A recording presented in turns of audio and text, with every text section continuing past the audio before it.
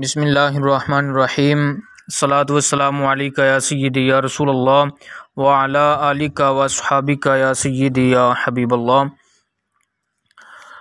نور العزا فصل فی بیان واجبات الصلاۃ، اس فصل کے اندر لازم، متعدی اور اس میں متمکن کی وجوہ اعراب کے اعتبار سے اقسام، عامل، معمول، مسند اور مسند الیہ کے حوالے سے بیان کروں گا۔ جہاں سے غلطی ہو یہ سمجھ نہ آئے مجھے بتائیں۔ 0306 0696 245۔ اس فصل کے اندر سب سے پہلے لازم اور متعدی کا جن کے ساتھ تعلق ہے وہ فعل بھی ہو سکتے ہیں اور مصدر بھی ہو سکتے ہیں، اور اسماء مشتقہ، اسم فاعل، اسم مفعول، اسم تفضیل وغیرہ بھی ہو سکتے ہیں جن کے ساتھ لازم اور متعدی کا تعلق ہوتا ہے۔ تو لازم الفاظ جتنے بھی ہیں وہ تقریباً اس فصل کے اندر 12 الفاظ ہیں 12ویں کی نسبت سے۔ نمبر 1 بیان، نمبر 2 الانتقال، نمبر 3 الاطمئنان، نمبر 4 متعینتین، نمبر 5 القعود، نمبر 6 الصحیح، نمبر 7 الجلوس، اور نمبر 8 القیام، نمبر 9 الاخیر، نمبر 10 تراخن، نمبر 11 المنفرد، نمبر 12 متنفل۔ اور جو متعدی الفاظ ہیں وہ تقریباً 18 ہیں، اور اگر تکرار والے ساتھ ملائے جائیں تو یہ زیادہ بن جاتے ہیں۔ تو تکرار والے الفاظ نکال کے، مطلب ایک لفظ جو ایک سے زیادہ مرتبہ آیا ہے اس کو ایک ہی مرتبہ شمار کیا گیا ہے، تو اس کے بعد جہاں پہ بھی وہ آئے گا وہاں بھی وہ متعدی ہی ہوگا۔ نمبر 1 قراءت، یہ جتنی جگہ بھی یہ استعمال ہوا ہے یہ متعدی ہی ہے۔ نمبر 2 ضم، ضاد میم، یہ بھی 2 جگہ استعمال ہوا ہے تو یہ متعدی ہی ہے۔ نمبر 3 تعیین، یہ بھی 2 جگہ آیا ہے، یہ متعدی ہی ہے۔ نمبر 4 تقدیم، نمبر 5 الاتیان، نمبر 6 قراءت، یہ دوسری مرتبہ آ گیا ہے، اور نمبر 7 القنوت، نمبر 8 افتتاح، نمبر 9 خاصتاً، نمبر 10 تکبیرۃ، نمبر 11 جہر، نمبر 12 الاسرار، نمبر 13 مخیر، نمبر 14 یجہر، نمبر 15 لو تارک، یہ دونوں جگہ متعدی ہے، اور نمبر 16 قرأہا، نمبر 17 لا یکررھا۔ تو یہ متعدی ہیں، ان کو درمیان سے نکال کے متعدی کے اندر شمار کیا جائے اور ایک کاپی پہ لکھ لیا جائے تاکہ یاد کرنے میں آسانی ہو۔ اس کے بعد مفرد منصرف صحیح کی کتنے الفاظ ہیں، یعنی اسم متمکن کی وجوہ اعراب کے اعتبار سے جو اقسام ہیں ان میں سے مفرد منصرف صحیح کتنے الفاظ ہیں اور باقی جو اقسام ہیں وہ کتنے ہیں۔ تو ان میں سے مفرد منصرف صحیح جو الفاظ ہیں وہ تقریباً 74 بنتے ہیں، اس لیے ان کو شمار نہیں کیا جائے گا بلکہ باقی اقسام کے الفاظ کو شمار کیا جائے گا اور ان کے بارے میں بتا دیا جائے گا۔ تو اس کے علاوہ جو ہوں گے وہ سارے مفرد منصرف صحیح ہوں گے۔ مفرد منصرف صحیح کے بعد دوسرے نمبر پر ہے جاری مجرا صحیح۔ تو اس فصل کے اندر جاری مجرا صحیح میں سے کوئی بھی لفظ نہیں ہے۔ نمبر 3 جمع مکسر منصرف، تو جمع مکسر منصرف صرف ایک ہی لفظ آیا ہے اس فصل میں اور وہ ہے الارکان۔ نمبر 4 جمع مؤنث سالم، تو جمع مؤنث سالم کے 3 الفاظ اس فصل کے اندر آئے ہیں۔ نمبر 1 آیات، نمبر 2 رکعات، اور نمبر 3 تکبیرات۔ اس کے بعد ہے غیر منصرف. تو غیر منصرف صرف دو لفظ ہیں، رمضان اور دوسرا الاول.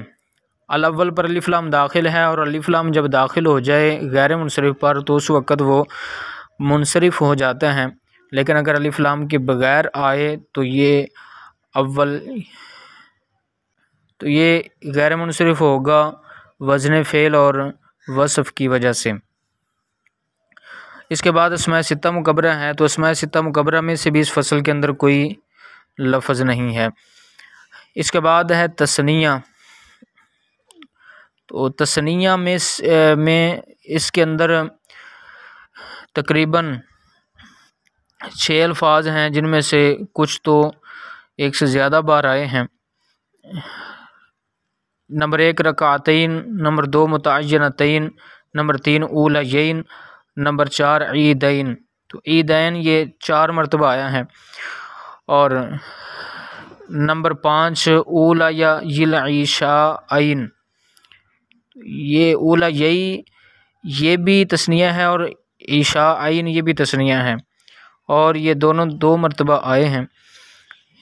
اس کے بعد الاخریین. اخریین بھی تثنیہ ہے اور یہ بھی 2 مرتبہ اس فصل کے اندر آیا ہے. تو اس کا اعراب تثنیہ والا ہوگا. اس میں متمکن کی اقسام میں سے یہ تثنیہ ہیں. اس کے بعد جمع مذکر سالم ہے. تو جمع مذکر سالم کا کوئی بھی لفظ اس فصل کے اندر نہیں ہے. اس کے بعد اسم منقوص ہے. تو اسم منقوص کا صرف ایک لفظ ہے وہ ہے تراخن. تراخن یہ اسم منقوص ہے، اور اسم منقوص کا اعراب کتاب سے یاد کر لیا جائے. اور اس کے بعد اسم مقصور ہے. تو اس فصل کے اندر کوئی بھی اسم مقصور لفظ نہیں ہے. اس کے بعد مضاف الی یا متکلم، یہ بھی قسم اس فصل کے اندر نہیں ہے. اور اس کے بعد جب مذکر سالم مضاف الی یا متکلم، یہ لفظ بھی اس فصل کے اندر موجود نہیں ہے. اس کے بعد عامل معمول کے بارے میں. تو عامل 3 طرح کے ہیں، عامل حروف عاملہ اور افعال عاملہ اور اسماء عاملہ. تو حروف عاملہ تقریباً اس فصل کے اندر 32 ہیں، اور ان میں سے اکثر حروف جارہ ہی ہیں. لو 1-2 جگہ پہ آیا ہے، تو باقی تقریباً حروف عاملہ میں حروف جارہ ہی ہیں. اور اس دوسرے نمبر پر اسماء عاملہ ہیں. تو اسماء عاملہ اس فصل کے اندر 42 ہیں، اور ان میں سے زیادہ تر وہ مضاف ہی ہیں. دوسرے بھی اس میں عامل ہیں، لیکن زیادہ اکثر مضاف عامل ہیں اسماء عاملہ میں سے. باقی تیسری قسم افعال عاملہ ہے. تو افعال عاملہ اس فصل کے اندر تقریباً 4 ہی ہیں، یعنی 4 ہی فعل اس فصل کے اندر آئے ہیں. ان میں سے ایک لو تارا کا ہے جو 2 مرتبہ آیا ہے، اور دوسرا قرأہا فعل ہیں. یہ دونوں فعل ماضی کے صیغے ہیں، تارا کا بھی اور قرأ بھی. اور تیسرا ہے لا یقررھا. تو لا یقرر یہ فعل مضارع کا صیغہ ہے. تو یہ افعال ہیں، افعال عاملہ ہیں. باقی ان کی تفصیل وہ بیان نہیں کرتا. اس کو سمجھ لیا جائے اس طرح کہ جس کی وجہ سے رفع نصب یا جر آئے، جس کی وجہ سے رفع نصب یا جر آئے وہ عامل ہے، اور جس کے اوپر رفع نصب یا جر آئے وہ معمول ہے.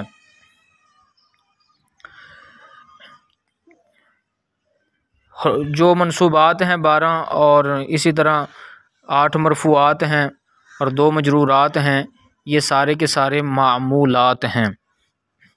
تو ان کو معمول بنایا جائے گا. وجوہ اعراب کے اندر جس لیکچر میں وجوہ اعراب بیان کیے گئے ہیں، تو اس سے معمولات کو سمجھنا آسان ہو جائے گا. یعنی جس کے اعراب کی وجہ بیان کی گئی ہے کہ اس پر نصب کیوں آیا ہے، اس پر رفع کیوں آیا ہے، اس پر جر کیوں آیا ہے، سمجھ لیں کہ وہ معمول ہے. اس کے بعد مسند اور مسند الیہ کے حوالے سے وہ بھی سمجھ لیں. مسند اور مسند الیہ نحو میں دو جملے ہوتے ہیں، یا جملہ اسمیہ ہوتا ہے یا جملہ فعلیہ ہوتا ہے۔ جملہ اسمیہ مبتدا اور خبر، اس کے اندر دو مین جز ہوتے ہیں۔ تو جملہ اسمیہ کے اندر جو مبتدا ہوتا ہے وہ مسند الیہ ہوتا ہے، اور جو خبر ہے وہ مسند ہوتی ہے۔ اگر جملہ فعلیہ ہے تو جملہ فعلیہ کے اندر فعل مسند بنتا ہے اور اس کا جو فاعل ہوتا ہے وہ مسند الیہ ہوتا ہے، اور اگر فعل مجہول ہو تو پھر اس کا نائب الفاعل مسند الیہ ہوتا ہے۔ باقی جو مفعول وغیرہ اور حال وغیرہ، تمییز وغیرہ، یہ سارے کے سارے ان کو فضلہ میں شمار کیا جاتا ہے، یہ نہ مسند ہوتے ہیں نہ مسند الیہ ہوتے ہیں۔ اسی طرح اس جو مسند الیہ کی جگہ پہ آئے، جیسے حروف مشبہ بالفعل کا اسم ہوتا ہے، یا لا نفی جنس کا اسم ہے، یا ما ولد مشبہۃ بلیس کا اسم ہے، تو یہ سارے مبتدا کی جگہ پہ آتے ہیں، تو یہ بھی مسند الیہ ہوں گے۔ اور جو ان کی خبر ہے وہ خبر کی جگہ پہ ہوتی ہے، تو اس وجہ سے ان کی خبر مسند ہوگی۔ اس کو تھوڑا وضاحت سے بیان کر دیتا ہوں، جیسے وَهُوَ ثمانیۃ عشر شیئا، اس میں ہوا یہ مبتدا ہے، اس وجہ سے یہ مسند الیہ ہے، اور ثمانیۃ عشر شیئا یہ مسند ہے۔ قراءۃ الفاتحہ، اب قراءۃ الفاتحہ اس کی دو ترکیبیں ہو سکتی ہیں، یا تو یہ ثمانیۃ عشر شیئا سے بدل بنے گا، تو پھر تو یہ ثمانیۃ عشر شیئا کی ہی تابع ہو جائے گا، اور اس کو علیحدہ سے مسند یا مسند الیہ بنانے کی ضرورت نہیں پڑے گی۔ لیکن اگر قراءۃ الفاتحہ کی علیحدہ ترکیب کریں تو پھر یہ مسند بنے گا، کیونکہ اس کا مبتدا پھر محذوف نکالا جائے گا۔ اور یہاں سے یہ بات سمجھ لیں کہ جتنے بھی واجبات بیان ہوئے ہیں، تو جہاں سے ایک واجب ختم ہوتا ہے اور دوسرے واجب کا بیان شروع ہوتا ہے، تو وہ جہاں سے شروع ہو رہا ہے دوسرے واجب کا بیان، وہاں سے اس کو مسند بنائیں گے اور اس کا مبتدا محذوف نکالیں گے، جو کہ مسند الیہ ہوگا۔ تو قراءۃ الفاتحہ میں قراءۃ مسند بنے گا اور اس کا مبتدا محذوف مسند الیہ ہوگا۔ اور مبتدا محذوف کس کو نکالیں گے؟ وجوہ اعراب کے لیکچر کے اندر اور ترکیب کے لیکچر کے اندر اس کو سماعت فرمائیں۔ وَضَمُّ صورتٍ، یہاں پہ ضم یہ بھی مسند ہوگا، اور او ثلاثی آیات فی رکعتین غیر متعینتین، تو یہ متعینتین اس میں فاعل کا صیغہ ہے، تو اس میں فاعل کے اندر بھی جو اس کا فاعل ہوتا ہے وہ مسند الیہ ہوتا ہے۔ من الفرض وفی جمیع رکعات الوتر والنفل وتعیین القراءۃ، یہاں بھی تعیین و مسند ہوگا۔ تعیین القراءۃ فی الاولیین وتقدیم، یہ بھی مسند ہوگا۔ تقدیم الفاتحۃ علی السورۃ وضم الانف، یہ ضم الانف یہ بھی مسند ہوگا۔ للجبہۃ فی السجود والاتیان، یہ بھی مسند ہوگا۔ بالسجدۃ الثانیۃ فی کل رکعۃ قبل الانتقال لغیرہا والاطمئنان، یہ بھی مسند ہوگا۔ فی الارکان والقعود الاول، یہ بھی مسند ہے۔ وقراءۃ التشہد، یہ بھی مسند ہے۔ آگے وقراءتہ فی الجلوس الاخیر، یہ بھی مسند ہے۔ والقیام الی الثالثۃ، یہ بھی مسند ہے۔ آگے ولفظ السلام، یہ بھی مسند ہے۔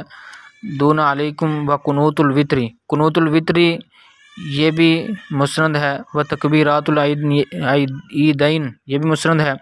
وتعیین التکبیر، یہ بھی مسند ہے۔ لافتتاح کل صلاۃ للعیدین خاصۃ۔ وتکبیرۃ الرکوع، یہ بھی مسند ہے۔ فی ثانیۃ العیدین وجہر الامام، یہ جہر الامام بھی مسند ہے۔